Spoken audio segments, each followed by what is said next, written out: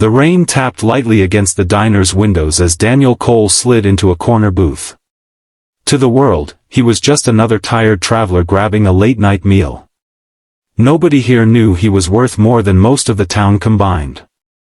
And that was exactly how he wanted it. When the waitress appeared with a warm smile, Daniel noticed the faint circles under her eyes. Her name tag read Megan. She handed him a menu, but he ordered quickly, steak, medium rare. Black coffee. Simple. Coming right up, she said, her voice cheerful, but her tired shoulders betrayed her. As he watched her move from table to table, something tugged at him. She lingered at each booth just a little too long, asking if folks were okay, making them laugh, even when no one tipped much. It wasn't the service of someone chasing a paycheck, it was kindness, pure and unpolished. When Megan returned with his meal, she set down the plate quietly, almost nervously. Then, slipping a folded napkin beneath the edge of his cup, she hurried away. Daniel frowned. A phone number? A complaint? He unfolded the note. His fork froze midair. If you can't afford the meal, don't worry. I'll cover it. Nobody should go hungry.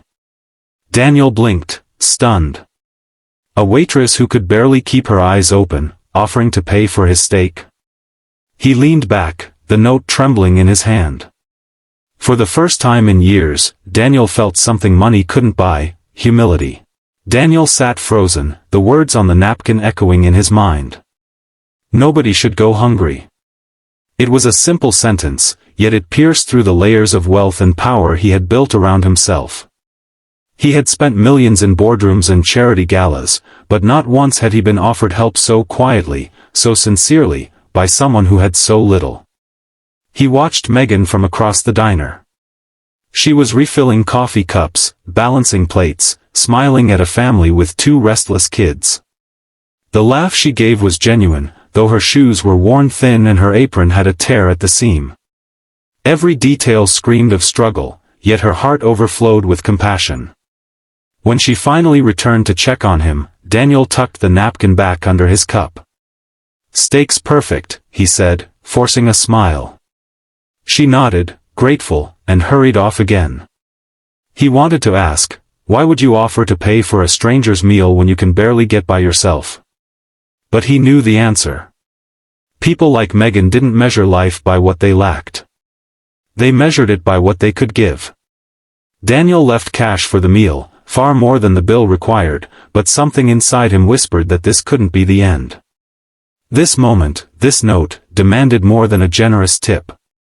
As he stepped out into the cool night air, the napkin still folded in his pocket, Daniel made a silent promise. He hadn't come here looking for change, but tonight, change had found him. And he wasn't about to walk away from it. The next morning, Daniel couldn't shake Megan's note from his mind.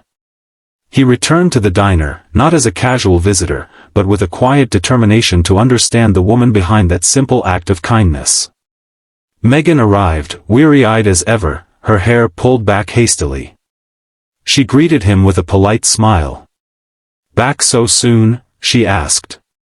Daniel nodded, sliding into the same corner booth. "Mind if I ask you something?" he began cautiously. "How do you manage all of this?" She blinked, a little surprised. "Manage what?" "Everything. Work, bills, life, still being so kind to everyone around you." Megan hesitated. Then, softly, she spoke. "I have a little boy at home," she said. "He's sick. The bills keep piling up, and I barely make enough to cover his medicine. Some days, I'm terrified I won't make it. But I can't let him see fear all the time. And I can't stop helping others, it's all I can give." Daniel's chest tightened. He had seen wealth and power, but he had rarely seen courage like this, courage not born from money, but from love and responsibility. Her act of slipping him that note wasn't just generosity, it was defiance against despair. I want to help," Daniel said quietly, almost to himself. "Not charity. Real help. Support that lasts. Megan's eyes widened, suspicion mixing with hope. "I don't know what to say," she murmured. "You don't have to say anything," Daniel replied. "Just let me make sure your son gets what he needs. That's all." For the first time in a long while, Megan felt her shoulders relax.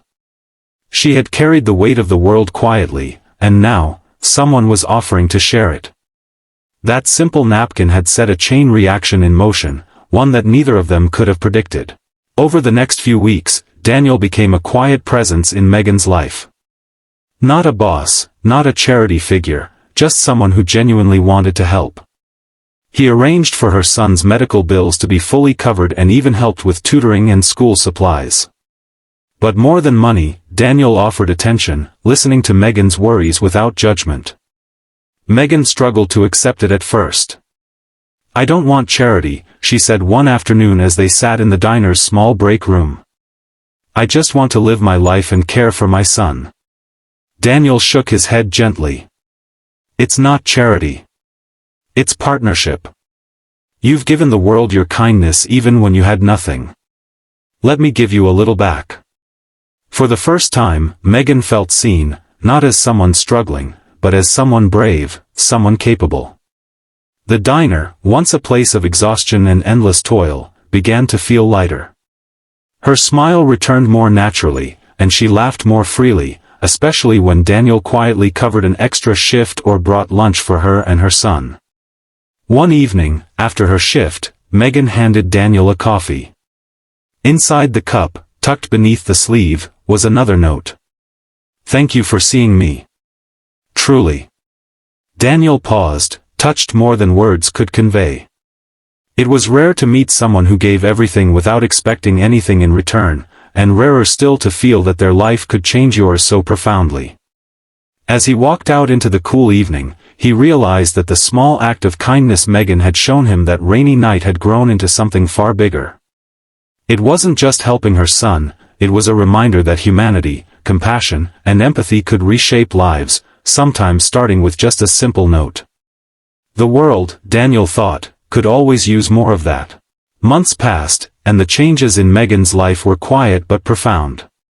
Her son's health stabilized, her confidence grew, and the diner began to thrive under her renewed energy. But for Daniel, the true transformation had been internal. He realized that wealth wasn't measured by bank accounts, it was measured by the lives you touched, by the kindness you shared.